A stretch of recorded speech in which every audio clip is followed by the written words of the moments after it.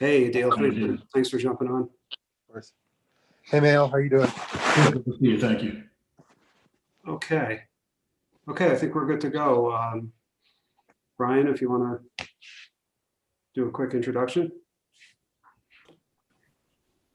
All of you for joining us here this afternoon. I'm very excited to finally be kicking off, this process. We kind of pledged to do this all the way back in June. And honestly, the thing that was the most difficult was finding the right facilitators. It took us a while, but I think you'll agree with me shortly that we've done an excellent job, and having such great facilitators is going to lead to this committee's success. I want to stress to everyone that this is not my committee. It's the committee of the 23 volunteers, which are made up of community members and our police department. The Board of Trustees and I, of course, will contribute and participate, and will fully supportive of the committee's work, but the committee itself is really going to be shaping and deciding what this turns into and the deliverables. So other than kind of ensuring we comply with the reporting standards of Executive Order 203, the other deliverables will be decided by the committee itself. I'm convinced that we can all work together to do what's best for our community, best for our police department, which to me are the same goal. This is not some kind of witch hunt, which I think some people are nervous about.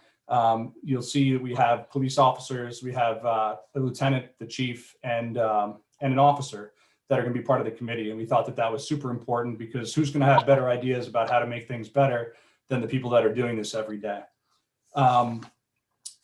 Since this is not my committee, I will just quickly introduce our two facilitators. Maria Imperial has been the CEO of the YMCA White Plains in Central Westchester since 2009. She holds a BA in the and an MPA in nonprofit management from NYU. After several years as a corporate attorney, she worked for a decade at Safe Horizons and almost 10 years at the City Bar Justice Center before taking the reins at the YMCA. Mayo Bartlett is the principal attorney at the law offices of Mayo Bartlett, PLLC, and a former partner at the law firm of Young and Bartlett, LLP. He worked for the Westchester County District Attorney's Office for more than 10 years, where he served as a litigator in the Superior Court Trial Division prior to his appointment as the chief of the Bias Crimes Unit. He was selected as a super lawyer and one of the top 100 trial lawyers by the National Trial Lawyers, and he's provided hate crime training for law enforcement community. And he works with community organizations and schools to ensure that hate crimes are properly identified, reported, and investigated. He's the co-founder of Safe Passage. He's served on the advisory board of the Westchester Holocaust Education Center as an adjunct professor of law at State Law School. He's the board of Pace Criminal Justice Institute, the advisory board of Westchester Children's Association, active member of New York State Hate Crimes Coalition. He was very active with the Westchester County Bar Association. He's a former director of the Legal Aid Society of Westchester, past director of Cluster, a director emeritus of New York Civil Liberties Union, and a director of Urban League of Westchester County, New York, and also a member of the African American Men of Westchester. Also very germane to this decision, to this committee, is he also was the chair, Mayo, of the Westchester County committee as well. The Westchester County Police Review Committee. So he's going through this process on the county level. So I'm hoping that we can use his experience, that very relevant and very timely experience, to help, kind of have us catch up some of those months that we lost while we were putting this all together. And without further ado, I'll turn it over to Maria and Mayo. You're muted, Maria. You would think after all these months, I apologize. Thank you so much, Mayor Smith, for that introduction. And I want to just say what an honor it is and a privilege for me to be selected with Mayo to facilitate this process. And I know that Mayor Smith gave an introduction for me, but I would say that in terms of my role as a facilitator, and actually as I see myself in life, I do see myself as a community builder. And I think that the journey that we're going to be going on together is really about building community. I know that Larry had sent around in the email. He also, hopefully you could see this. Well, this was one of the materials. There's a guidance from the governor on the Police Reform and Reinvention Collaborative. And that's the name that's being given to the Executive Order 203, which is the direct reason why we're here. But I also want to congratulate the town, the village of Irvington for having the foresight to want to do more, to really see this as an opportunity to reinvent community, to reinvent public safety. And I do see it very much related to COVID, because some people see the glass half empty, some people see the glass half full. I do believe that COVID, just like this Executive Order 203, is giving us the opportunity to do better. And I just wanted to say, to read one quote from the governor's guidance, because I do think it's the underlying tenet of our work. In order to achieve the goal of public safety, there must be mutual trust and respect between police and the communities they serve. The success and safety of our society depends on restoring and strengthening mutual trust. So I know that Mayor Smith said we should not envision this as a witch hunt, and I want to reiterate that as well, because it goes both ways. There are certain deliverables that Mayo will go into more detail with, but I also have to stress what Mayor Smith said in terms of the project belongs to you, and you are really going to determine the direction that we're going to go in. Yes, there are deliverables that are due April 1st of 2021. But again, there's so much opportunity there, and together I think that we're going to build something great out of this. So thank you, and I look forward to working with you. Thank you very much, Maria. I share in Maria's sentiment, and I thank Larry, thank you, Mayor Smith, and I thank the Village of Irvington and all of you who are willing to be here to do the work. It's essential work. It's work that if we do it well, we will make Irvington a better community, and we will provide more safeguards to people who come into Irvington who are not residents, as well as to the police officers that work in Irvington. And it's an opportunity, really. I view it as a tremendous opportunity that unfortunately is born out of tragedy and out of misconduct, and sometimes also born out of misunderstanding. But it's an opportunity for us to reimagine what policing should be. And I think that that's the primary thing that I take away from the governor's executive order, is not so much to look at necessarily what we've done, although it's important absolutely to look at what's been done well and how we can amplify that, but also to look at some of the things that were not done quite as well, and to look at some things that perhaps are not being done that should be done. And it's an opportunity to strengthen community. So ideally, when we finish this, we'll be able to look at it through a lens of wellness, and it'll be a lens of wellness, not just for members of the community and people who come into the community, but wellness for the police officers as well. And ideally, reintegrating to the degree that it's not already in existence, officers as members of the community. And I just ask before we get started, just think about, hopefully everybody has someone that they can remember who was a teacher, either for you or for your children or for a young person that made a significant impact in your life. And that person may not have lived in your community. However, in many respects, that person might have been more a member of the community than people who were lifelong residents of the community. And I think that we have an opportunity to look at law enforcement in that way, and to look at how we can perhaps sometimes enhance what's being done, revisit some of the things that are being done and maybe do some things that are not yet being done by looking at best practices, not just in Westchester County and New York State, or in the United States, but looking at best practices around the world and trying to find out how we can implement them here. So if we approach it that way, in my estimation, nobody should be fearful about what we're about to begin. We're going to have some time constraints, but I think that it's easily doable. I'm the co-chair of the Westchester County Task Force, for Police Reform and Reimagining the Police, and I serve in that capacity with my colleague Leroy Frazier. And we've been working at this now for more than 6 months. So it's something that hopefully will help us to be a little more effective. And as we learn from some of the things that we had to do and some of our early, I won't say mistakes, but it's part of the growth process, but we don't have to necessarily go through all of those things. So we'll be able to hit the ground running a bit faster. We'll be able to look at some things that work. There are already some opportunities for the village to contemplate ways that we can engage in shared services, and we will be able to possibly save money while bringing additional resources to Irvington, to the residents, to people who come into Irvington, as well as to the police department, without having to necessarily increase cost very much.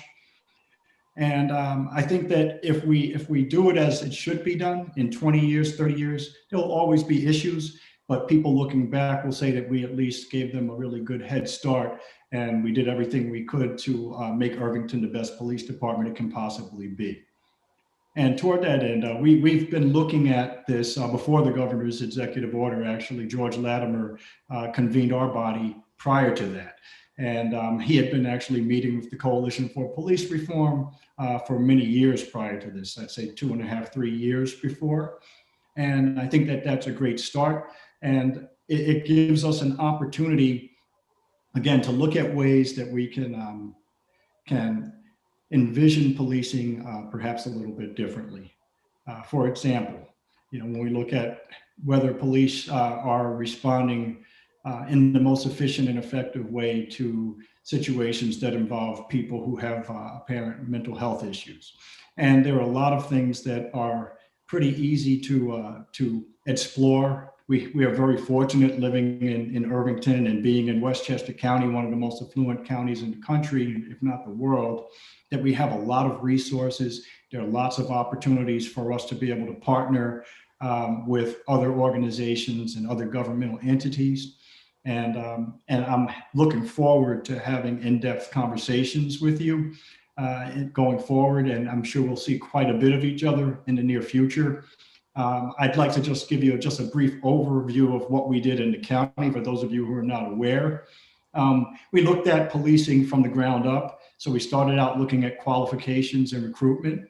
And where do we find our police officers? How can we get the best officers and also find people who are reflective of the community? And then we went from there to the training. And the training largely is going to come from the Westchester County Police Department, because that's where all of the new recruits are trained in Westchester County. So I can talk to you about some of the things that are already being done. Some of those implementations will make it easier for us, but I expect we're going to have some suggestions that were not considered by the county, and there may be some suggestions in terms of things that we can do better at the county. So hopefully the county will also benefit from our give and take. Then we look at, once you have the training in place, how do we codify that training? So we look at policies and procedures, and we looked at police manuals, and sometimes these manuals are 800 pages. So to what degree is it really reasonable for us to expect anybody to memorize 800 pages of rules and regs? So we looked at ways that we can make it more manageable, more practicable for officers to be able to have it and access it, and for it to be meaningful. So you're not just reading the words on the page, but you're reading for content so that you can implement the rules and making sure that the rules still make sense. So, lots of things that we did 30 years ago shouldn't be done at all today. Some things that we thought were, for instance, charging someone with a felony because the damage to the property, the property was more than $250. Well, when that law was drafted, $250 was a lot more consequential than it is today. So if they were going to draft it today, they probably wouldn't have chosen $250 or $1,000 to be grand larceny. So we have the same things in terms of policing, and we have to, I would suggest, look to make sure that we are up to date with the technology, make sure that we are that the rules and regs accurately reflect the times. And then after that, what happens if a police officer violates those rules and regulations, violates their training, and violates the oath? You have to have a model of accountability, in my estimation. So what does that look like? What will it look like within the town itself, within the village itself? And are there ways to partner with Westchester County if there's a CCRB or an equivalent body? And how might we be able to work with them? And is that something that we want to explore? And after that, I would say that we would go to transparency, because whatever we do, if it's not transparent, it won't have meaning, and it'll widen the gap between law enforcement and the community. It'll make it that much harder for us to have trust. And it's important for the well-being of the community that the members of the community have trust that the policies will be adhered to, that the policies themselves are fair, that the policies are open. And it's important on the part of the police department to feel that this is not an attempt to go after the police or to undermine the police, and that it's an attempt to increase their ability to be as functional and as efficient as possible, and to hopefully be able to integrate them into the community. And then the last thing that we looked at also equipment. What type of equipment is being used and how is it being implemented? Are there appropriate policies for the use of the equipment? And do we need all of the equipment that we have? And what's the cost of the equipment? And the final thing is community engagement. How do we really interact with one another? So are the police, do they come into the job feeling that they're members of the community? Not to the exclusion of the community that they live in if they don't live here, but do they view this also as at a minimum a second home? And do they view the people that they're policing as they view people in their own communities? And to what degree does the community reciprocate with the police? So those are some basics. The guidance that's offered by the governors is very good. There's some things that we looked at that are not included in that guidance. And the guidance is not intended to be comprehensive, but there are things that it's more a guide, just for municipalities to be able to consider, because not every municipality is fortunate enough to have the people we have. So we have a lot of very talented people who are going to be able to really hit the ground running. But as you go north, you might be in a county that doesn't have a lot of lawyers, doesn't have people who have a background in criminal justice. So it's a great guide for them. And ultimately, we may want to even explore some things that are not directly able to be implemented by the village itself, but things that we may think are important for the state to consider in terms of regulations, in terms of legislation. And I'm about to wrap up. I don't want to go too much longer, but I think it's important that we realize Westchester County, only 50% of the police departments are accredited. So that's important to know, and it's important not just for us, but it's important for the police officers that work in those departments. And in the state, only 25% are accredited. So you don't have 25% of the lawyers who didn't pass the bar that are out there practicing law. You don't have 50% of them either. If we didn't pass the bar, we can't practice. So now that doesn't mean because a department's not accredited that department is somehow less than, because sometimes they may do more than is required by the accreditation to begin with. But it's important to explore that. And as we travel from jurisdiction to jurisdiction, to be aware that not every department shares the same standards.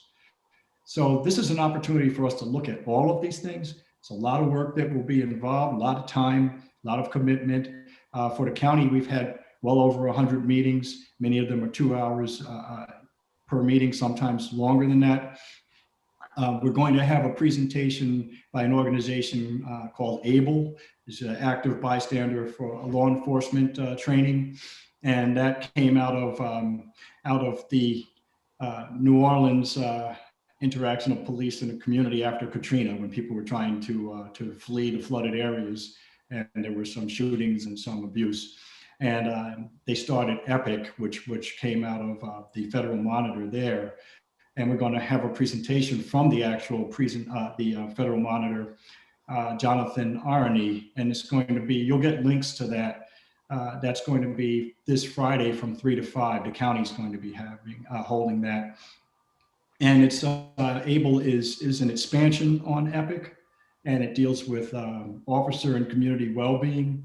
And I think it's phenomenal. So I just want to invite everybody who's interested in participating there, and just in case someone has to leave before we get to that point, to come and to listen to that. And the beauty of it is that it's free to the municipality. It's sponsored by MasterCard, who we've been working with and speaking with, as well as Verizon and Pepsi.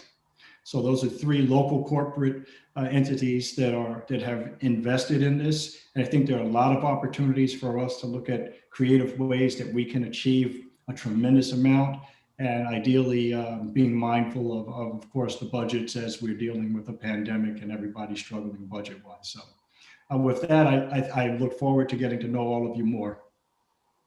And thank you for having us. I think it might be helpful. I think it might be helpful to figure out where we're going, just in terms, since we have limited time. And the way that I would do that would be going backwards. And again, I'm not dictating what the group wants, but just so that you know what the milestones are. So then we could figure out what's the best way of working together, whether it's working in subgroups or working as the whole body together. So as I mentioned, by April 1st, 2021, Irvington has to certify the adoption of the plan to the state budget director, because this is a carrot or stick approach. So the police departments, municipalities that don't provide it they will be punished by not getting certain funding. So going backwards or starting from the beginning, the first step would be reviewing the needs of the community served by the police agency and evaluate the department's current policies and practice. Arbitrarily, I was thinking maybe that we could do that in December and January, and then establish policies that allow police to effectively and safely perform their duties. Again, that might be done in a work group. We have to involve the entire community in the discussion and develop policy recommendations resulting from the review, and offer a plan for public comment. Again, knowing that we have to certify the plan by April 1st, I was thinking, again, just as a guideline, maybe perhaps February 15th, that we could aim for February 15th for that, and then present the plan to the local legislative body, which has to adopt it, which would hopefully be in March. So I don't know, Mayo, I know you talked about your experience at the county. I know you're also working with Peekskill. How best do you think it is for the committee to approach the work, or do people have thoughts about what the best way might be for us to work together to achieve the goals? I think that we in the county for each of the six areas had a working group, and what we tried to do is make sure we balanced it. So we had law enforcement representation as well as representation from all the other stakeholders, so that it wasn't too heavily weighted either way. And it turned out to really work very well. We had some outstanding give and take, and we found that a lot of our law enforcement partners were suggested things that we might not have even contemplated. They've been phenomenal. And I think that with our group, in order to do something similar, we would probably be looking at, I think we have roughly 25 people, but not everybody is probably going to be on the task force. I would think that it makes sense for us to either decide that we want to consider everything together, or we can maybe break into two groups possibly 3 groups and let 3 groups handle 2 of the topics, assuming these are topics that we want to deal with. So first, I'd like to come to a consensus of what we want to handle and how we want to focus on it. And then at that point, if we're going to break into different groups, we'll probably need to meet, I would suggest, at least once a week. And probably, again, will probably require a couple of hours. So just to go through the policy manual alone is going to take a lot of time. I'm not sure, is that available digitally? Does anybody know, Chief? We can make it available digitally, yeah. And also, sorry, let me unmute myself. And also, everyone should know that we did have our Labor Council review the policy manual and make suggestions, just so there's at least a starting point, something to look at. And they tried to update, make recommendations based upon either new guidance or, most up-to-date approaches and methods. All of that can be made available to the committee as you see fit. As you said, it's pages and pages, so it's not something you're going to read in one night and come back with a full report. So I don't know whether there should be specific areas that you focus on. I don't know. I would think that we probably it would make sense to go through the entire, for everyone to have access to the entire manual, because there may be things that we, if we simply look at a particular section, we'll miss things that are very important in sections that we wouldn't think are quite as important. And it all should come together as a living body. So that's probably the first thing that we should do, is make sure everybody has a copy of that. And then the other thing that I think is important for us to talk about is just commitment in terms of time. And again, I thank everybody for being here, and for your interest. But I think that given our time constraint, it's important for everybody to recognize the time commitment that this is going to be. And I've served on a number of boards, and invariably we have people who don't have the time. It's not through lack of interest or effort, but they, for whatever reason, we're in a pandemic, you have all kinds of things that will pull you away. So if you're engaged in lots of other activities and you think that 2 hours a week, or 2 hours in terms of just meeting, probably I'd say at least 5 hours to 8 hours a week, it's really a sort of a job. It's going to be important that everybody can rely on you to do this. And it's not to say if you can't do it that you shouldn't be part of the body. It's just that helps us figure out how we should be approaching the work.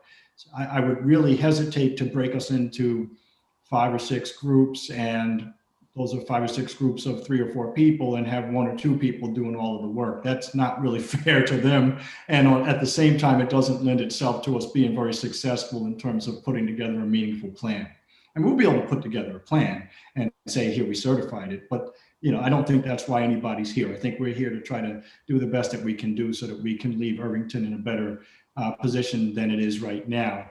And that's not to draw a conclusion about where it is now. I'm a firm believer that you could be the very best, and if you stop striving to be the best, you'll look up and you won't be the best, and somebody else will have passed and we'll be left back where we were. So that's important. So I think that you hopefully have a decent idea of how much time you'll be able to commit to it. And I think maybe perhaps Kathy? I just have a quick question. I'm wondering, so many of these areas, like the 6 that you outlined, have a lot of intersection with each other. So for instance, somebody who's focused on equipment needs their work to be informed by the accountability group and vice versa. So I'm wondering, does this model of meeting once a week, I'm just hoping that we will also have an opportunity to kind of inform each other and make all those materials available to the other subcommittees, and keep everybody to some extent in the same loop.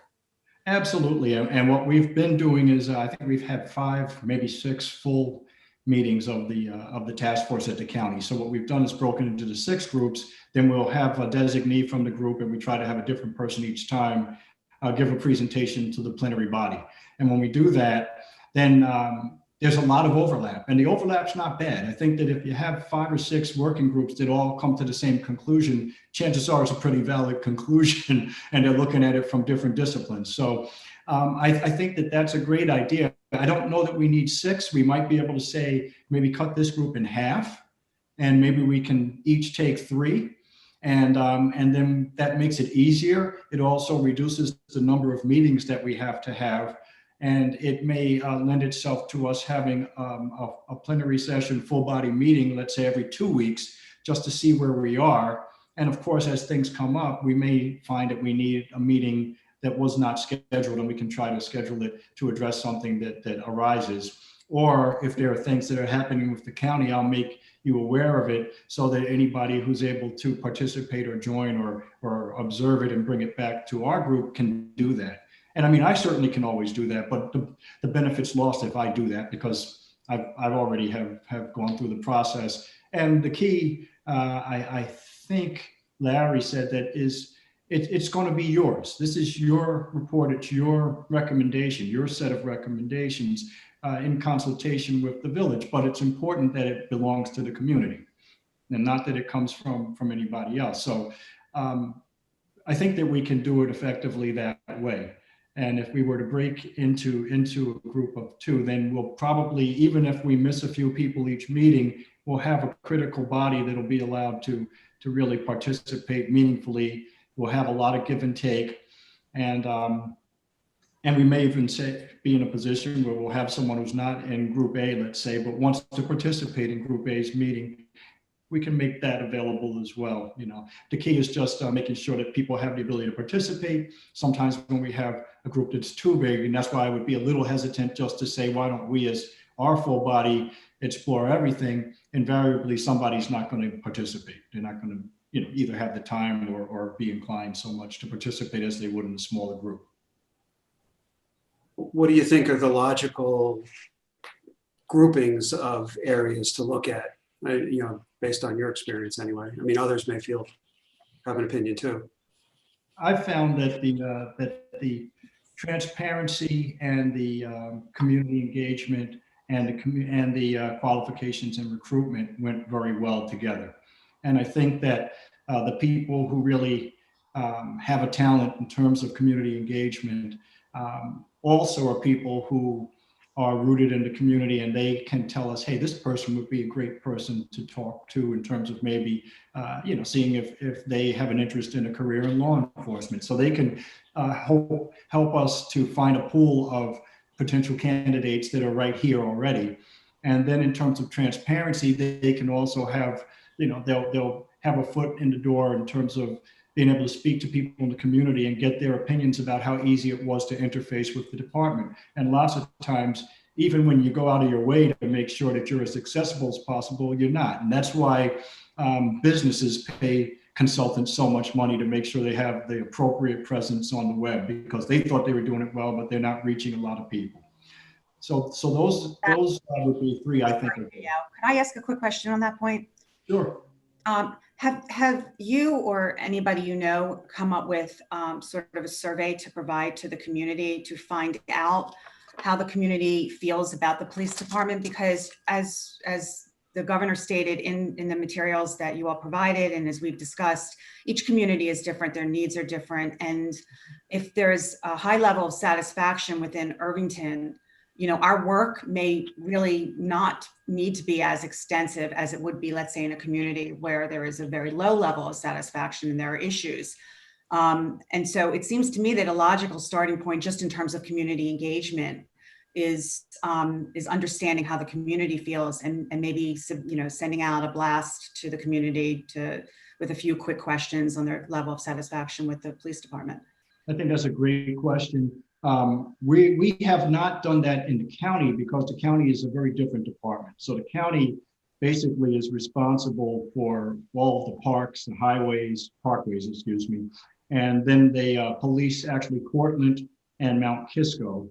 So it's a little different, although we do have feedback from Mount Kisco, and we do have some feedback from Cortland, but not in the form that you're suggesting. And I think there could be real value in what you're suggesting. My understanding is Greenberg is doing exactly what you're talking about, and it looks like it could be very beneficial. The only other thing I'll suggest is this, lots of times people are very happy with their police departments. And prior to George Floyd, I didn't know anybody who was screaming that, oh, the Minneapolis Police Department, some horrible police department. And I don't know that after George Floyd, it necessarily means that the entire department has transformed either. So I think it's important for us to not just look at whether we're happy with the police department, but you'll find that, and we've had really very good feedback in terms of the county PD, but we did still find lots of things that could be done better, lots of things that could be done differently. And that's not a knock on the department. In fact, quite often we found a lot of things that were being done very well. But that being said, we want to make sure that when something happens, because things happen. Hey, Chief Theron here. Yeah, I welcome that. I would like to see that myself. I think it's a very, very important question. It's a good place to start. I think we need to find out, for myself and the members of the department, we need to know or get a judgment on what the type of job we've been doing out there for all of these years. And I welcome that tremendously because I want to make sure that we have been doing the right thing all of these years. I just I also wanted think to that we weigh need in to that recognize the difference. I'm sorry, excuse me.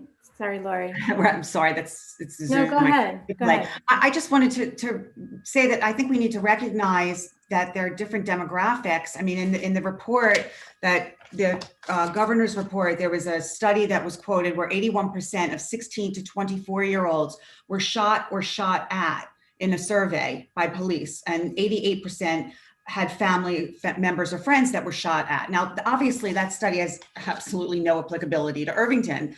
And I don't think a comparison to the Minneapolis Police Department or the New York City Police Department, obviously, you can't, it's apples and oranges. And so I do think that as we're all conducting this study and the surveys, that we need to really recognize that Irvington is a very unique community. I think that we all are here, living here because of how unique and special it is, and that its demographics are completely different than some others. So we need to treat, I think, this whole approach, understanding the demographics and the size of the community and the intimacy that most of the people in the community already have with the police department. I Go ahead, find Matt. it- Sorry. Can I just make my one comment, which is that there are models for community satisfaction surveys with police and that are out there that I'd be happy to share. And I'm a survey researcher by profession, so I'm happy to also work with other people in the community. I do think Lori's suggestion about getting community input is essential because that's how we know where we are. But the most important thing is that, and which is a little bit different from what they did in the Greenberg task force did, is that they're doing a convenience sample, and you really need a representative sample so that you can understand fully what all the people in the community think. So that's the only thing I'd suggest, but I'm happy to work with anyone who wants to work on that. I'm happy to take that on. Kathy, I think that that's a great idea. And I think that, first of all, thank you for your willingness. And I know, you well, and I know that you'll do a phenomenal job on that. I just think that we have to also, first of all, I can't imagine that 80+% of people know somebody who's been shot at, because there are not that many police shootings in the first place. So unless you live in a town of 10 people, I find that very hard to believe. So that statistic is probably, I just would like to see that. I can't imagine. It's in the governor's report. I'm just quoting from it was 16 to 24-year-olds, and it didn't give the locality. Yeah. It just referred to a report. Right. So, I think we have to be really careful about that, because that can't be accurate. But the other thing is, even as you compile the data, for instance, if you look at White Plains has whatever it is, 60,000 people who live there. But Monday through Friday during the work week, you have 250,000 people who are there. So if half of those people don't have good relations, that's more people than the population that actually lives there. So you have to consider also people who do not reside in Irvington. So who works in Irvington? So it's important, and to the chief's point, I think it's phenomenal. First of all, it's just great to see a willingness and an openness and the interest in hearing what people think about the department. But it's also important to realize that, you're going to have a segment of the people who are here every day who don't live here. So, you know, you want to figure out how do you reach those people. You're going to have some people who may work here who are not citizens of the United States and may not be interested in participating. So it's important to realize, you know, that no matter how good the department is, no matter how wonderful the village is, we're one incident away from supplanting George Floyd. And it doesn't matter what you will feel at that point, because at that point, if we don't have a framework in place and an honest partnership in place, we're going to have issues. There are going to be problems, and it will impact every single person in Irvington. It'll impact you in terms of your property values. It may impact you in terms of, it could be someone that you know. It could be someone who comes to visit you. It may be one of our police officers who gets injured. So to the degree that we do our job well, we reduce the chances of any of those things happening. And if something does happen, then at least we know we've done everything we can. And those are the communities that tend to get through those types of crises in the best way. So that's sort of our mindset as we approach this, that we're one incident away from a George Floyd in Irvington. I'm just trying, is that the way we're going to approach this in terms of when we're analyzing the procedures manual and whatnot? I wouldn't characterize it that way. I think that the goal, as I would suggest at least, is how do we make the Irvington Police Department the best it can be? I think we note the things that are done very well. That's important. You don't ignore those things and not mention them, because it's important to highlight the things that are done well so we can continue to do them well. It's important to look at how we might be able to do things better. It's important to find the officers who really get along very well with people in the community and find out what they do well so that we can replicate those officers. It's important to look at how we reward that. You know, it's important to say, hey, maybe everything is not based on the number of arrests or whatever the metric is right now. And it may not, I don't know what it is right now, but whatever it is, how do we reward things that are not easily quantifiable? So one officer can cost you $1 million, and another officer, and that officer may bring in $500,000 in revenue. Another officer brings in $25,000 in revenue, but doesn't cost you anything. So, you know, it's an interesting dynamic, how we look at it. Who are we recruiting? How do we promote people? Is the chief able to address issues within the department as easily as he should be able to? And if not, what can we do to make it easier for the chief to do that? And then in my mind, you know, every officer ought to be an ambassador for the department. Every single officer should be an officer that comes in and that, if I have a criminal defense case and I'm before Mr. Mirza and I know it's Officer Jones, I'm thrilled because I know Officer Jones is great, and it's not going to be an issue of misconduct. Not to say it can't be a mistake or something like that, but how do we replicate that? And at the same point, how do we find people in the community that also are ambassadors to help bridge the gap that, to the degree it may exist, between law enforcement and the larger community? Mayo Navjot has been trying to get a question. Oh, I'm sorry. No problem. Hi, my name is Navjot. I hope everybody can hear me. Thank you. I don't live in town. I work here. I own a business. And coming to your point, this is the first time I am part of such a committee like this, where a community inclusiveness or initiative to decide on a broader policy or, you know, functioning of the town. What I've understood so far, that the scope of this panel or meeting is so broad, with no guidelines, with no framework of what exactly to what we are looking for, because up till now everybody's just, you know, it's so broad and so this thing, and it's not even, it almost seems like a fishing expedition forced down by the state down the throat of the community, local communities, to try and come up with creative solutions to policing on a micro level, whereas policing is affected by micro, macro, county, state, local, you know, national, international, so many factors. So what I would recommend, so that it's inclusive as well as it mandates the state's, you know, mandate, so that they can, is that a few key members of the panel come up with a questionnaire, maybe even 100-question questionnaire. Send it to all the rest and we can express opinion on that. Maybe send it to all the residents of the town. And this way there is some objectivity to it. It's not so vague and subjective as we are talking about as so far. This is just my understanding, my 2 cents.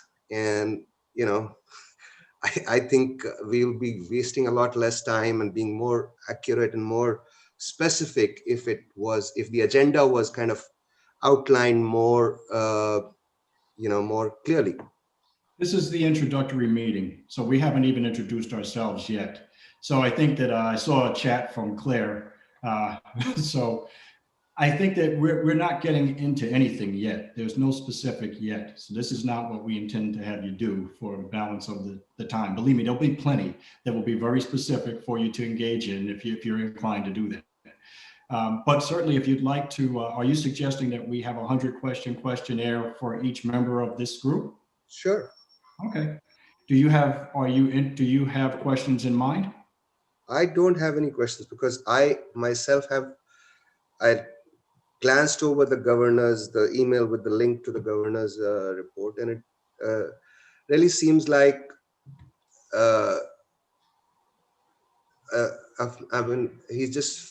everybody's just trying to figure out how to become better, but that is very, very subjective. And to make it more focused, it just needs a little more direction. I think that once you get the police manual, that'll give us plenty to look at, and then you can review that. That won't be subjective.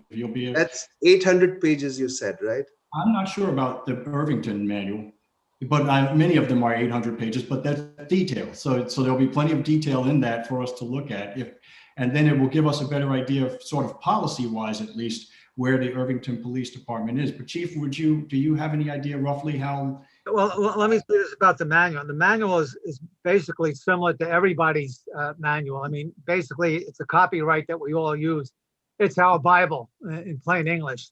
The manual is derived from DCJS, Municipal Police Training Council accreditation. We, as police department, do not make up our SOPs, standing orders of operation.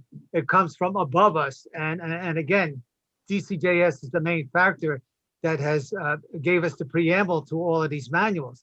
And basically, we do take from each other, and we use the same standards of operations that are functional and constitutional. And that's basically what our manual is all about. As you will see, I mean, there's a lot in there, but a lot of it, I don't know if you want to know about how we purchase our clothing, what you need to wear, as far as a uniform purchasing. You know, there's a lot of stuff that isn't conformative, I think, that you really need. I think you're interested in basically use of force issues, how we deal with the public in generally. Basically, there's a lot of procedures of how we follow an investigation, arrest policies, that even use of body cameras, which we're slowly working ourselves to obtain. But again, there's a lot of information that we're still working on, and it's always a work in progress as far as the manual goes. Again, we're looking to get body cams. That has to be adopted and put into the manual too. So it's a constantly updating process of the manual, but you got to find it's no different than anybody else's manual within the county, I would say. Thank you very much. What I would suggest we do at this point is just go around and introduce ourselves, and if we can limit it maybe at this stage just to a minute or so, just what brings you here, why you're interested in being involved in the work that we're going to be doing, and then we'll move on, and then we'll end up needing to reschedule for another meeting, and we can talk about more before we do that, but at least that way everybody can have an opportunity to just very briefly talk about where they are. Larry, would you like to begin, please? Sorry. Yeah, so I'm the village administrator. I've been village administrator since 2007. I've been here working in Irvington since 1992. So I do spend probably a majority of my time here, as you said, part of the community, feels like. Maybe I'll try to direct traffic here because I'm sure everyone's view is a little different here. So maybe, I know Kay O'Keefe had her hand up also, but she can go next. You're muted. Yeah, there you go. I have my hand up so long, it's kind of a moot point. I'm I sorry. just wanted to say that I think that Lori and Kathy were addressing issues that would be better addressed later on, that they're addressing specific issues that I think are too narrow for the scope at this point. So I think keeping it broad now and having an agenda for the next meeting would be very helpful. So I'm also a little confused about what the police chief said as opposed to what I think you said. Can the policy be made available to us? Yes. Yes. Okay, Yes. all right. And also, can we see the recommendations or suggestions that have been made to the policies? Yes. Yeah, I plan to post that. I think it'll probably be posted in some sort of a shared drive that you'll have access to. Okay, we couldn't have it in print, I guess, too big. I mean, we can do that. I don't know that everyone wants it all in print, but Well, I'm no, I one mean- of those print people. okay. And I'll go back and introduce myself. So my name is Kay O'Keefe. Right now, I live in Half Moon Co-op, and I've lived here for 20 years. Prior to that, I spent 7 years in Texas, and prior to that, I lived in Irvington for 10 years on Station Road as a neighbor to Larry Lonke. And I am very interested in ensuring that the police department is the best it can be, and to understand the fact that the police do not just police Irvington residents. They impact anybody that passes through Irvington or works in Irvington. So it's broader than just the Irvington community. Thank you. Thank you. John Dawson. Yeah, hi. My name is John Dawson. I'm a retired history teacher from Yonkers, teaching at Roosevelt High School for over 20 years and in the county for over 40 years. My wife's family has lived in this community for, oh my gosh, over 100 years. If you ever saw a garbage truck 10 years ago, you saw one of her brothers driving it. I agree with the point that Irvington is a very unique community. It is, when I ran for county legislature, I had to go before the AFL-CIO to try and get an endorsement. And the Yonkers Fire Department was giving me all kinds of questions because they're paid in Irvington's volunteer. And I said, I'll match Irvington's volunteers against your pros any day. Okay. It's that kind of pride that Irvington people have developed, and the police force is a great deal of it. I was the captain of the ambulance corps for several years. You got more help on Irvington calls than on any of the surrounding, and we have to cover Dobbs Ferry, Sleepy Hollow, Tarrytown, and others. But Irvington police were always great. But some of the things that I think we have to really concern ourselves, as you were saying, Mayo, we want our police department to be the best it can. But one of the things that we have to make sure that we have them prepared for is dealing with people from outside of Irvington. I know my students in Yonkers all the time would tell me stories about police in Yonkers. And it's hard to get people to trust in a community like Yonkers, the police force, as opposed to Irvington. But we have to worry about our cops being too trusting of people coming in, acting like Irvington people. So we have to prepare them as well. And I think that's very important that we listen to our police officers, the ones we think that are successful, and try and garner some information from them to make us look for people who are like them to move our department forward and keep it what we have and make it, as you suggested, even better than it is. Thank you. Adil, you have your hand up. Maybe. Yeah, I just wanted to jump in because I have to go soon and introduce myself. My name is Adil Mirza. I work at the Westchester County DA's office. I've been at the DA's office for approximately 18 years. I'm the chief of the Greenberg Bureau. I run 8 jurisdictions, mostly along the river towns. Irvington is one of my jurisdictions. Obviously, I'm involved in the process and work very closely with the police department post-arrest. Once arrests are made, obviously, the prosecution is conducted by our office. So I'm here willing to answer any questions anyone has in relation to our office and the criminal justice system that, kind of come into play once an arrest is made, more so than, probably other aspects. But if anybody has any questions for me, I'm happy to answer them in regards to our office and our role in the system, as well as our interplay with the police office, our police department. Thank you, Adil. Thank you. All right, I have to run, but it was nice to meet everyone. Good to see you. Thank you. Take care. Larry Lonke?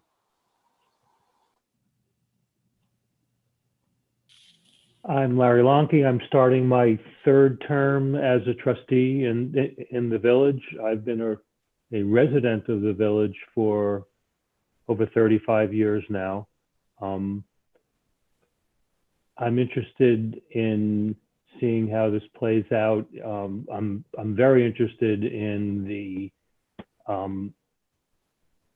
cooperation that we can have between our residents and our police department. I'm very pleased to see that there's a good representation of the Irvington police here.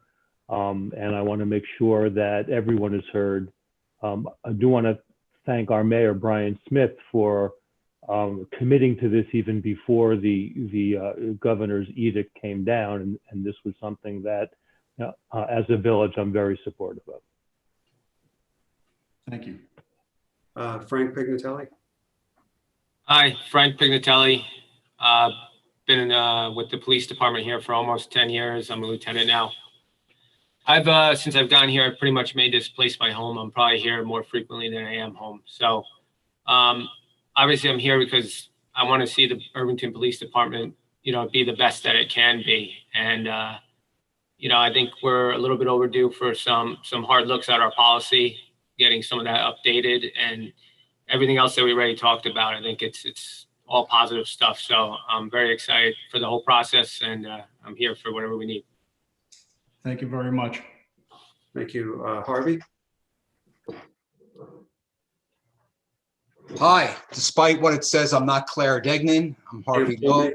Claire's my boss, and she can't be here because she can't be at all 43 of these village meetings. So I will be participating for the Legal Aid Society. I've been with the Legal Aid Society for 37 years. I'm Deputy Chief Counsel, and I'm sort of the coordinator of our involvement with the different jurisdictions doing this work. I'm also on the Newcastle Police Reform Committee, where that's a jurisdiction I live in. We've met 4 times already there. And that makes me realize that we do not have a lot of time, despite what you may think, given that there has to be a time for public comment and approval by the authorities. There's not a lot of time to do this work.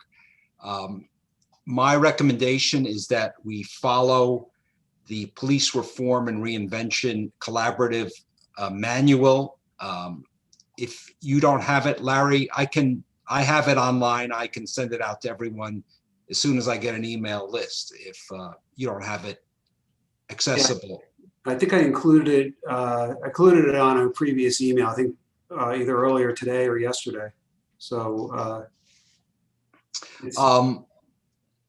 I think that we will accomplish the goals of what the executive order says if we follow that manual, and at the end there's a checklist which the town is responsible for, which they have to check the boxes off on.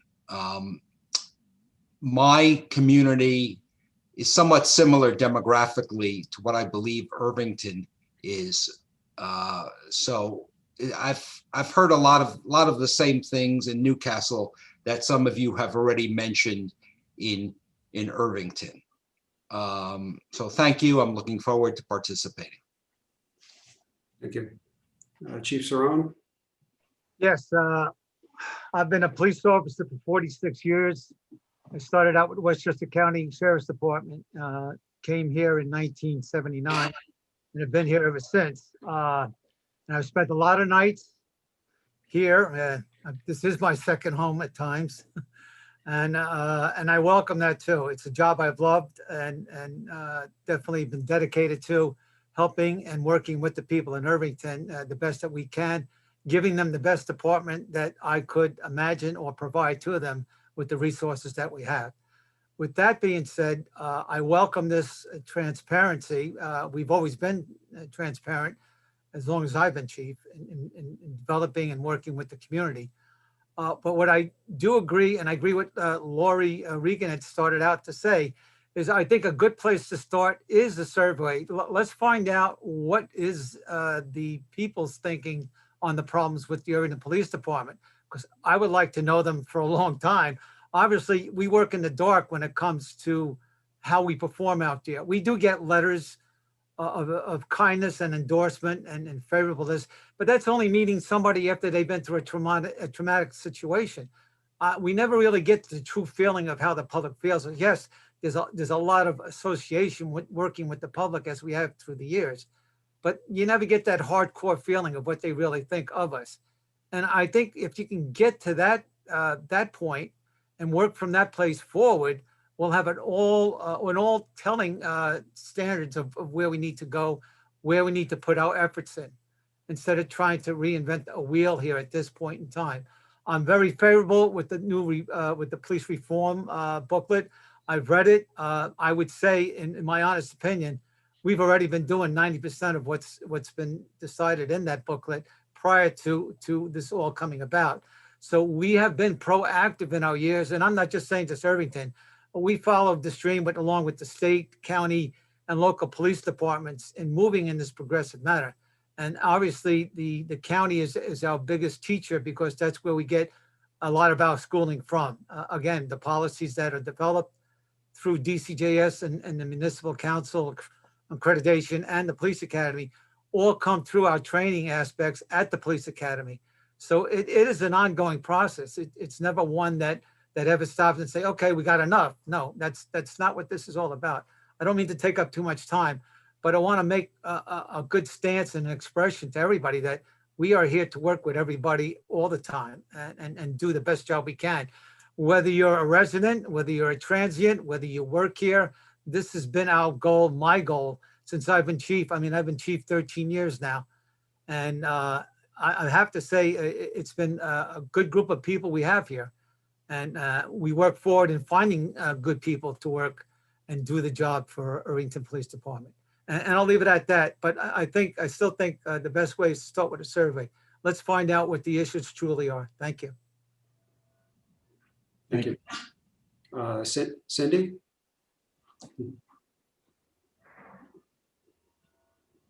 Hi, everyone. I'm Cindy Canisher. I am a 30-year resident of Irvington. I also am the executive director of the Pace Women's Justice Center for the past also almost 26 years.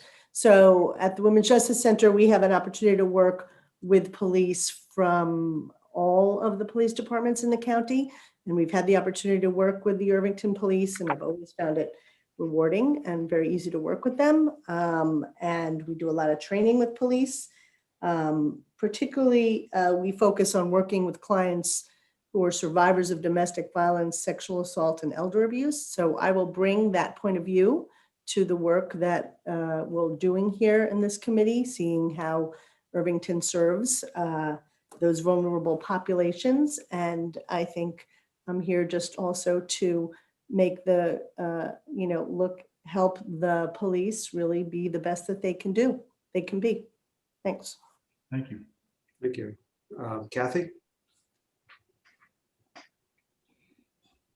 Hi, everybody. I'm so happy that everyone's come out and that we have so many people who are interested in this work. I'm really thrilled. And I'm thrilled that, also to see our police and Mayo and our trustees here as well. So thanks everyone for that. My name's Kathy Kaufman. I live in Irvington. I know I've now prohibited myself from ever saying how many years I've lived here, because it's just I have a new ethic around that. I'm just want to be welcoming to newcomers and feel like, you know, we're all legit. We don't have to show our pedigree. I'm hoping. I'm hoping to get past that. I'm a member of the Westchester Coalition for Police Reform, and I'm a sociologist. I'm also on the Westchester County Criminal Justice Advisory Board. And I've done this kind of work for about 5 years in terms of data analysis and stuff around criminal justice issues and policy work. The only other thing I just want to add is that, you know, and this is, I think that just as a survey researcher, I hate to say this, but it's true. You know, one of the complexities of this work I've found is that there is no one Irvington. You know, there's no one community. We're I guess you could call it a melting pot, but we're a hodgepodge, and every community is we're segregated and diverse, and even little places like Irvington have people with a multiplicity of perspectives. So I think when we talk about trying to create a community-led policing, which I really want and believe in, I think it's going to be we have to always be mindful that we're many communities, and that we have many perspectives. So, but I have to just turn off my mic and listen some more. Thank you, Kathy. Thank you. Janice? Hi, I'm Janice Silverberg. I'm one of the Irvington trustees. I'm very happy to be involved in this process and very glad that the village is doing it. I am one of the people who has taken a look at the manual and the revisions that have been proposed to it. My background is, I started out as a psychiatric social worker doing a lot of community psych out on the streets of New York when the big mental hospitals closed. And I had a second career as an attorney working for the New York City Law Department, where I was largely defending the city against civil rights litigation. So I have an interesting perspective on these issues. I want, as a trustee and as a person, I want our police department not only to be the best it can be in terms of professionalism, but to also have all of the supports the department needs from the board, from the community, from the policies that we enact to enable them to do a very difficult job. And one of the things I was struck by in going over our manual, you know, as we well know, and as Cindy spoke about, our offices have to intervene in very, very tricky situations. And to provide them with the resources they need, maybe from outside the department, to make sure they know what to do and how to do that without endangering themselves or other people, and so that the best outcome in each instance can be accomplished. Thank you. Connie? Yes, hi. I'm Connie Constance Kehoe, and I've had the honor of serving as a village trustee for the last 11 years. I was trained as a teacher, actually an urban teacher. That was my master's degree. But I essentially had a career in sales and consulting, which was my own business. And when I retired from that, I ran for public office. I really got the message from President Obama, actually. I worked in Ohio for 6 weeks. I volunteered during that first campaign. So it's been an honor to serve the village as trustee. And as Mayor Smith said at the beginning, this is not our committee. It's not Larry Schopper's or Brian Smith's or mine or the trustees.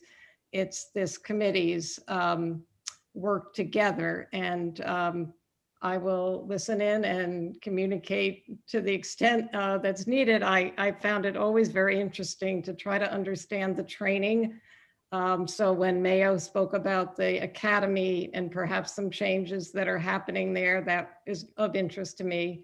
And also the whole process of recruitment. Over 11 years, of course, we've had quite a number of new police officers. So thank you all for spending time. It sounds like a lot of work. Thank you very much.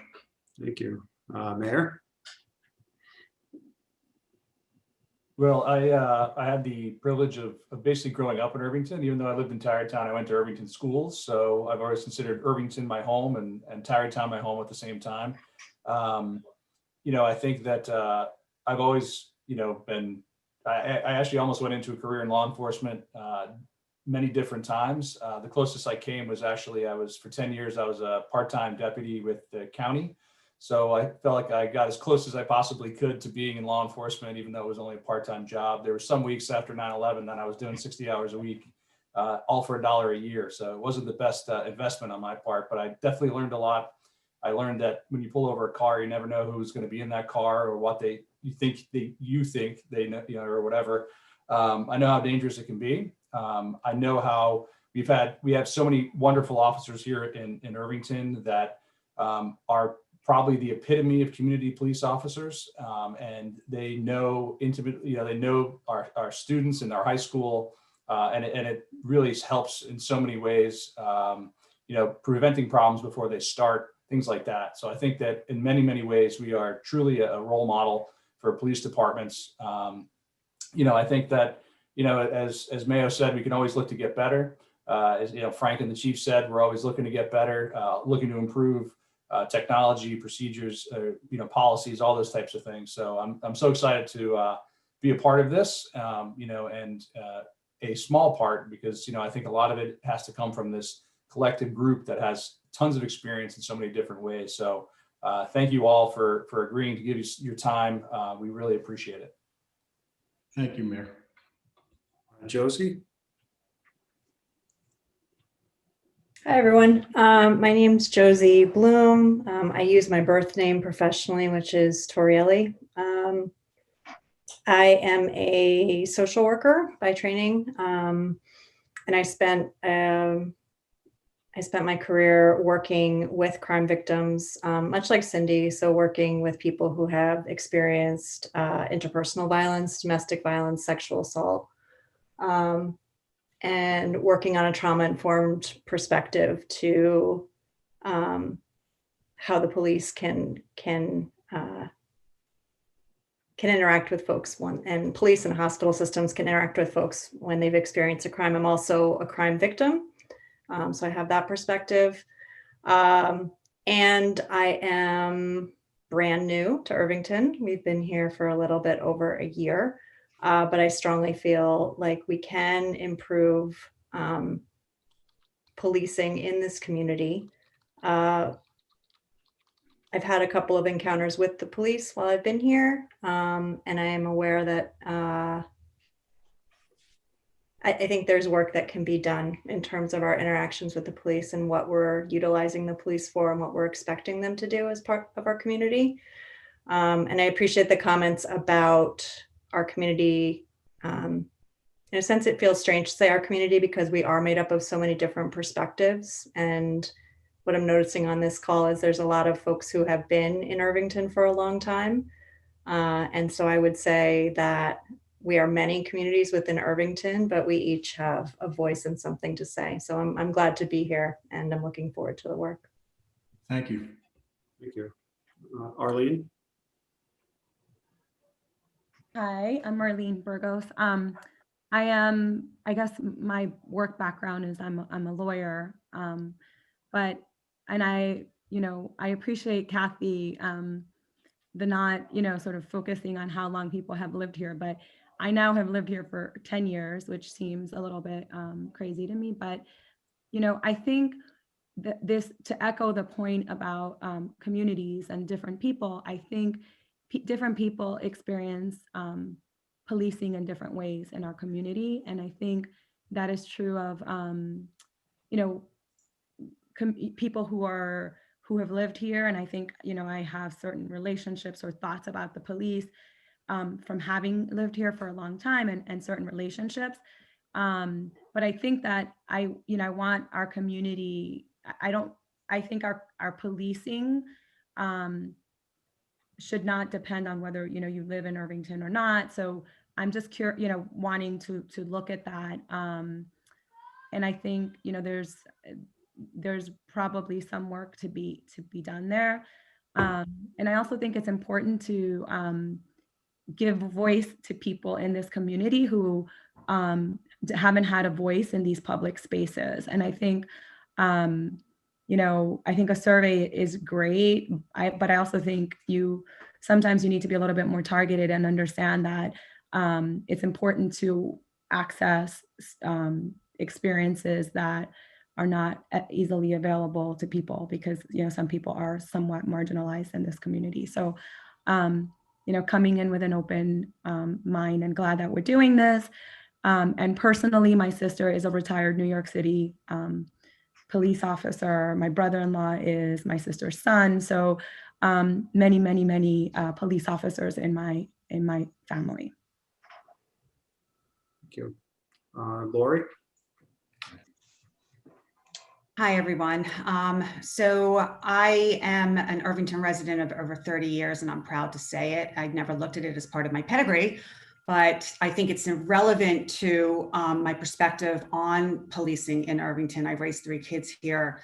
My daughter went through the entire school system through 12th grade and became familiar with many of the police officers through the DARE program and through coaching. And I think that those relationships that are built at a young age with the police officers in the schools and with the young people is very relevant to my experience here.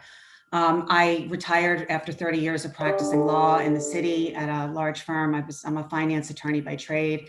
I retired because I wanted to become active in some other endeavors that I'm involved in. I'm the New York chapter president and a board member of the Endowment for Middle East Truth, which is a DC-based think tank. I am on the board and the treasurer of Scholars for Peace in the Middle East, which is also a think tank with over 40,000 faculty members across the globe that are members of our organization. And I am on the board of the American Zionist Movement and have recently been appointed the chair of their National Anti-Semitism, Anti-Zionism, and Holocaust Denial Project. So I'm quite busy. The reason why I decided to add this to my very overflowing plate is because I care very much about Irvington. I'm approaching this from the perspective that if it ain't fixed, you don't need to break it. At the same time, I like hearing that we're going to approach this from the very positive way of how can we improve things, as opposed to somebody had mentioned that this is sort of a witch hunt. That I'm happy to hear that this is not that. I do want to say that there's some irony here that I years ago was one of the people who was outspoken against Irvington becoming a sanctuary city. And at the meeting, I had people yelling at me that I was a fearmonger.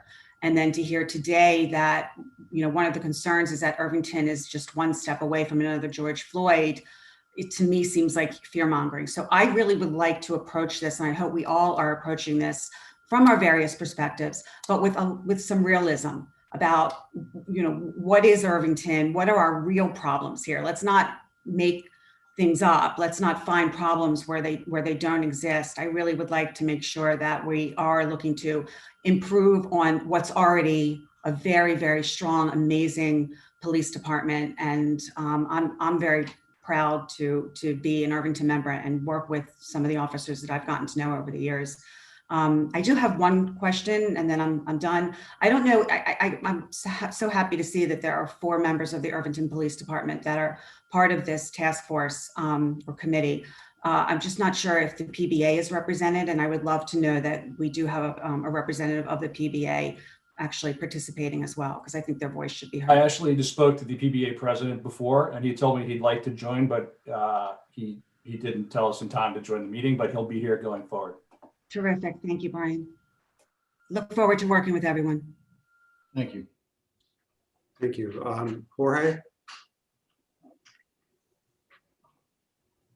Hi, I'm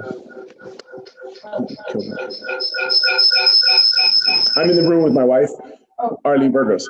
So there's a bit of an echo. Go ahead. I think we're good. Nope. One second. Okay, so my name is Jorge Magallo, and I've been living here for about 10 years. I think it is important that there's a diverse community of people here talking, because obviously I think it's pretty clear there are different Irvingtons represented here. And I'm gonna just say one thing, that I come from this perspective that I'm frequently considered a person who, like, I'll be working in the front yard and people will ask me where the owner is. You know, this happens pretty frequently. So in my mind, and not so much for my concern, I think about it for my nephews who live with us or my kids. I think about that as, in some people's minds, certain people are assumed to not be from this area and are maybe treated differently. So I want to build a relationship, a better relationship with our police department, our community in general, and kind of make sure that there are avenues that's like a ready-made accessible thing for everyone, because I think it's really hard to hate up close.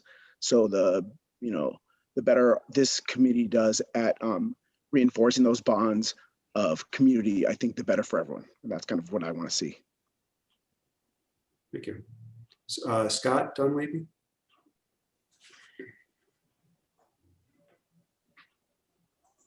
Hello, my name is Scott Dunleavy. I've been a police officer in Irvington for 2 years. Prior to this, I was a police officer in the Bronx, the 41st precinct. I moved to Irvington in 2015. Been a resident here, and I moved recently, but I was here for a while. In any event, I just wanted to say that I received some really good training in New York City, and I believe that we could improve on updating some of the training that we receive. And I'm looking forward to listening, understanding what the community's needs are, and working with this group. Thank you. Thank you. Turnell? Good evening, everyone. My name is Turnell Sims. I am a resident of Irvington just over a year and a half now. I moved here from Fairfax County, Virginia, which is a large county in Virginia, by way of Cleveland, Ohio, which I was born and raised in the city east side of Cleveland. Okay, moved here a year and a half ago. I think Irvington was a choice by my family in terms of where to live. We had tons of choices in Westchester County, and Irvington was a place that my wife and I felt that we could raise our 3 teenage kids and really feel safe and enjoy and become part of the community. It's been a great choice in the last year and a half. I'm very happy to do that. My background is I've been in education for 20 plus years as an educator, special ed teacher, football coach, assistant principal. I'm currently a principal in Yorktown Heights right now in PNW BOCES. So a little bit of my background comes from the younger generation in terms of how police interact with young people. As well as kind of like Jorge in terms of you had different background, different backgrounds that come into the community. How is that interaction occurring? And I felt nothing but welcome in Irvington. I'll tell you that right now. But I am open to terms of here. What are issues that our young people bring to us? Because these young people are going to be our future Irvington residents who've been here, who've grown up. So their experiences will keep them in Irvington or push them away. So I think it's very important that we look at various viewpoints as we kind of look through the policy, the transparency, and how we develop it for our future generation. I appreciate, look forward to working with everyone here in whatever capacity I can. And just want to say thank you very much, okay? I do have to go because my campus is closed. I'm still at work right now, but I do have to go so they won't lock my car in on campus. Thank you. Thank you. Donnie? Hi guys, how are you? Good to see everybody here. So my name is Donnie Khan. My wife and I, we moved to Irvington a little over 6 years ago. We have 2 kids in the Irvington school system. We have a 10-year-old in 5th grade at Main Street School and a 14-year-old in 9th grade at Irvington High School.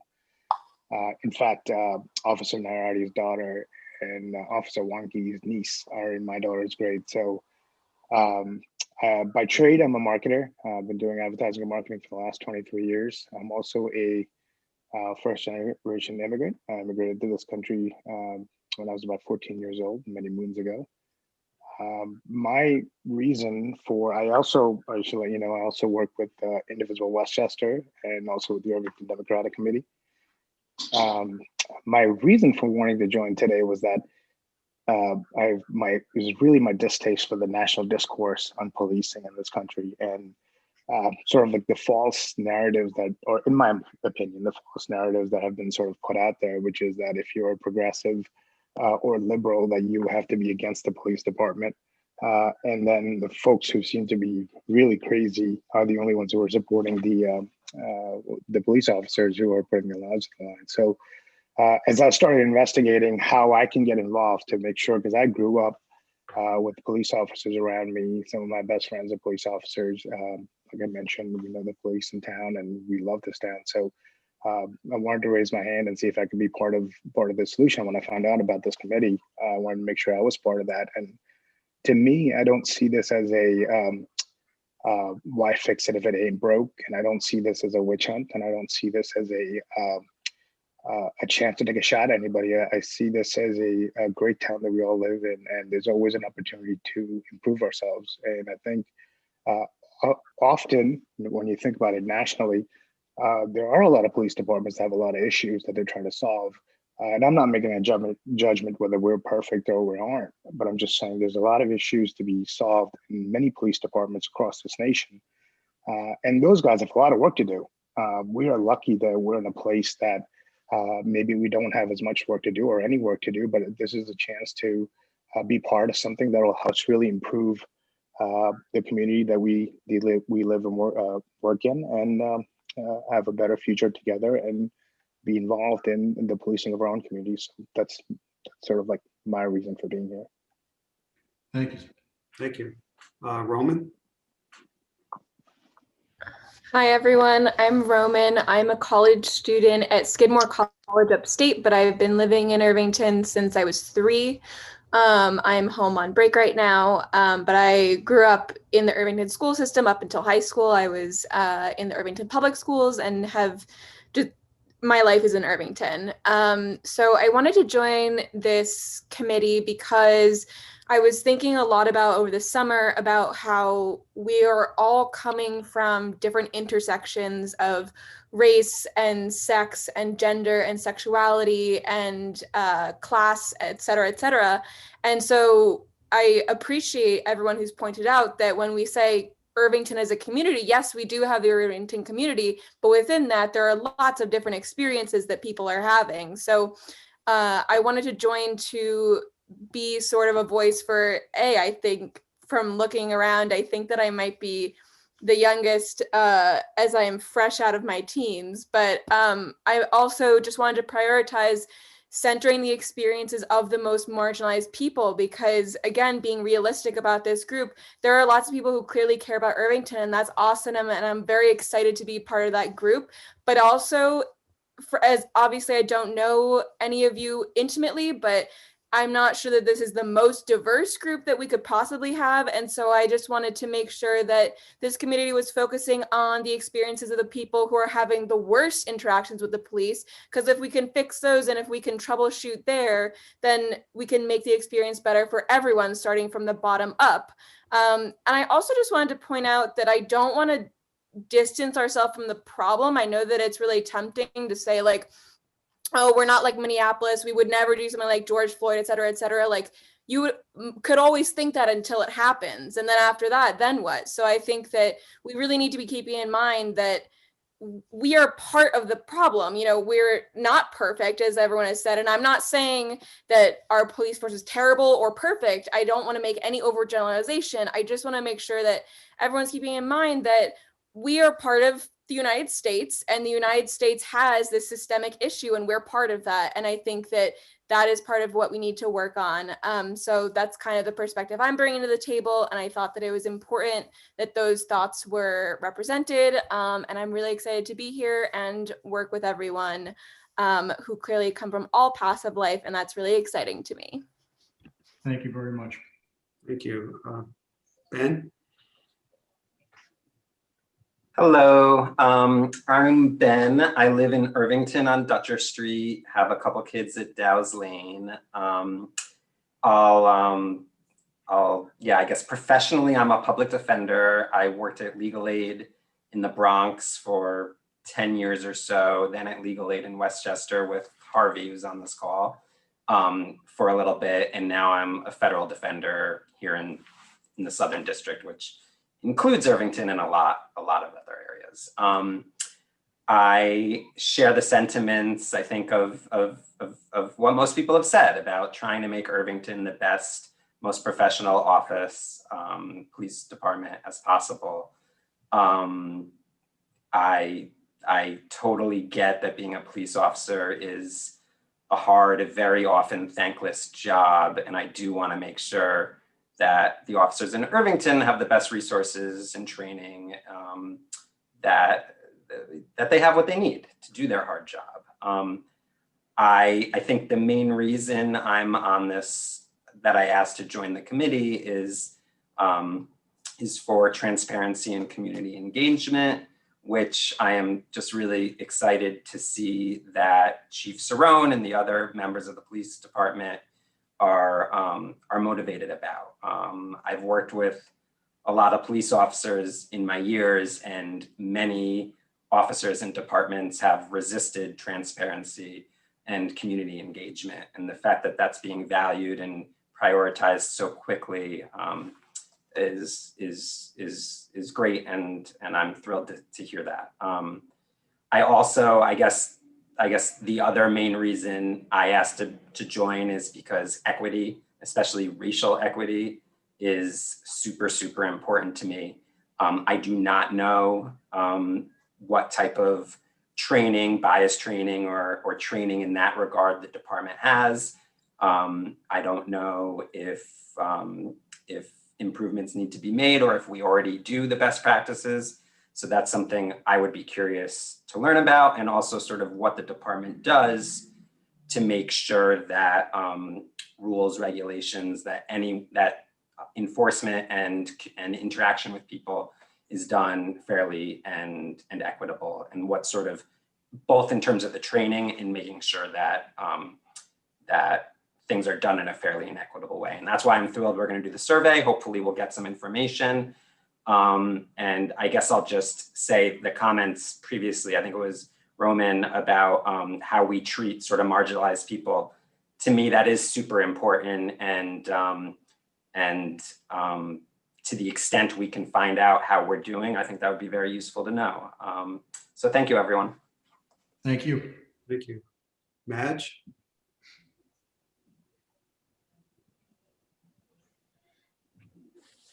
Hi, can you hear me? Yes, thank you. Hi, my name is Madge Anderson. Both my kids graduated from White Plains with Mayor Smith's daughter last year.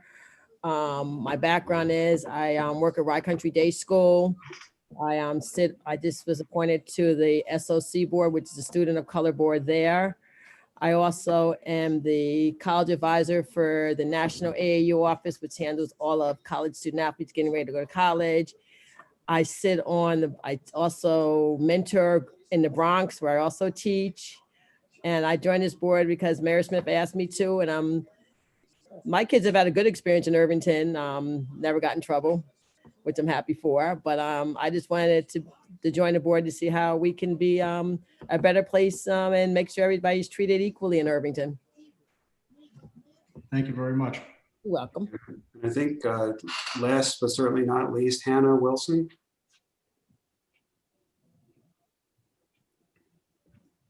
Hey, so I'm so sorry. Unfortunately, I wasn't able to be stationary for this call, so I've missed most of it.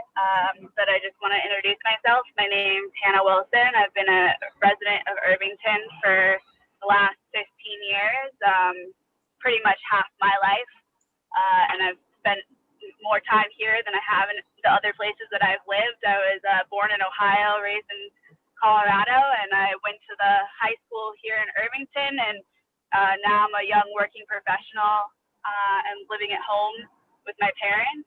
And the board was important to me to join just because, you know, of my own experiences here in Irvington and growing up here from a young kid to now young adult, and just giving a perspective and making sure the voice of young people are also heard in this conversation. So sorry, I don't have more with everything that you guys have already covered, but that'll do for now. Thank you very much. Thank you. Okay, back to you, Mayo. Beautiful. I see there was a comment, and I think it's a great one from John Dawson, and it was, can we also get input from selected officers that we deem as successful to give us some guidance as to what we are striving for in all of our department? I think that that's exactly what we're looking for, is to find what works well here, also what works well elsewhere. So you may see that there are other departments that do something particularly well. If we can improve upon what we're doing, and I have to, look, I want to thank our police officer representatives, because tonight they have expressed a great willingness to do that, and that's important. And if it's anything like what I expect it to be, we're going to learn a lot from them. I think that they're going to also be able to give us some information that will help us to be as good as we can be. We're going to have to learn from them in terms of what they're doing, how it's being done. And of course, they're different opinions. So, I mean, it's important that we have constructive give and take, and we respect everybody's viewpoint.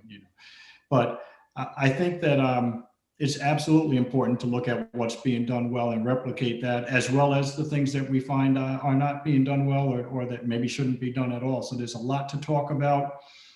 There'll be opportunities for us to look at how we interface with our surrounding communities. For instance, how do we handle mental health matters? Are we equipped to respond to a crisis that involves mental health? And if we are, that's great. Then we're one of the few departments that is actually in a position to do that very well. Or does it make sense for us to look at collaborations with other municipalities and possibly with the county? It's just one of many examples that we have. And everything that we're doing here, in my estimation at least, is to benefit the community, but also to benefit the officers. So when we look at an officer that has to respond who doesn't necessarily have training in de-escalating a mental health crisis, is that officer really being well served by being placed in that situation? Or are there other models that we can employ that gives the officer additional safety as well, and doesn't put that person in a predicament? So that being said, obviously this is an icebreaker. We're just getting started. We just got an opportunity to meet each other. I think a lot of very talented and very bright people in this group, and we will need to meet again. And I think between now and then, we certainly can't wait for the questionnaire. That's one of many things, but we'll have a lot to do at the same time. I think that it probably makes sense for us to maybe send out a brief questionnaire to people in terms of what their particular interest is. And then I would suggest that we break into at least 2 groups. And again, with the understanding that there'll be a lot of overlap. And at that point, we'll be able to start to do more substantive work. And hopefully we'll be able to schedule a meeting for next week where we can kind of hit the ground running, and we can talk about some of the things that are happening elsewhere. One thing I would ask everyone to do also is to go to the website, look at the website, and see how that can be improved, and look at that through the lens of somebody who doesn't know anything about Irvington or the Irvington Police, someone who doesn't know the chief, somebody who doesn't know an officer that they can call up to ask a question to, and how easy is it to navigate? How easy is it to find the good things about the department? How easy is it to file a complaint? How easy is it to get information, general information? And that's a really easy way to look at transparency and to really have some immediate deliverables. It doesn't cost us very much at all. And so that's something I would suggest we do. Other than that, I'm going to suggest that we send a brief questionnaire to everybody who's here, so we can get more specifics in terms of what you all, believe we should be doing, because it's not doing you service to be able to have it in such a brief, abbreviated period of time today. And then we'll set up the groups. And I would think at this point, probably 2 makes sense, but maybe 3. And we'll try to see where we can go from there. So you may not be in the group that you necessarily want to be in, but we need people to work in each group. I think there'll be enough overlap that we'll be able to have things that'll be interesting. And if there's something in particular, I think that it would make sense for us to be able to share what the other groups are doing. I think that we can open it up so that you can attend that meeting if you're not in the particular group that you had chosen. And also, if there are things that you think we should be considering, we'll set up an avenue for you to share that with the other groups so that we can make sure that that's addressed as well. Mayo, can we, just a suggestion, can we pick a standard day and time to meet? I mean, was a good day, good time. This way we're all having in the back of our mind, oh, it's Wednesday, 4 o'clock, I got to make the meeting, instead of jumping all over the calendar with times too. Chief, I think that's a great idea. Of course, we'll build in some flexibility if we have people that are not able to meet on that date, but I think that that's fine. I don't know. So you'll suggest offline, you'll suggest a time for this, or? Yes, and I think what we'll need to do is also we'll suggest a time for the full group to get together, and then we'll allow the working groups to determine their own time. So those groups will meet, and they'll meet more often than the full group meets, but we'll have to come back and report back. And then the other thing that I would suggest we do is start to consider that, we're going to need to have public forums, and what will that look like? And we have to be mindful that different people have different accessibility, and it may be for a host of different reasons. Maybe somebody is, a sensory issue. Somebody else may not have access to what we were doing before was making sure that we had public forums that people could go. But right now, with the state of the pandemic, it probably is not something that we're going to be able to do again prior to the completion of our work. And then the last thing that I would like to discuss and the last thing that I really want to focus on is the fact that when we have a report, my suggestion is that you don't disband this group.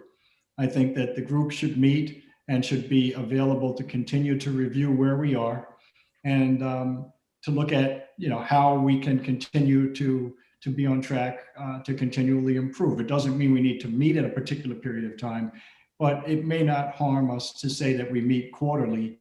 And if something comes up, good, bad, or other, that we become aware of, that we can meet before then. So we'd be available to meet when necessary.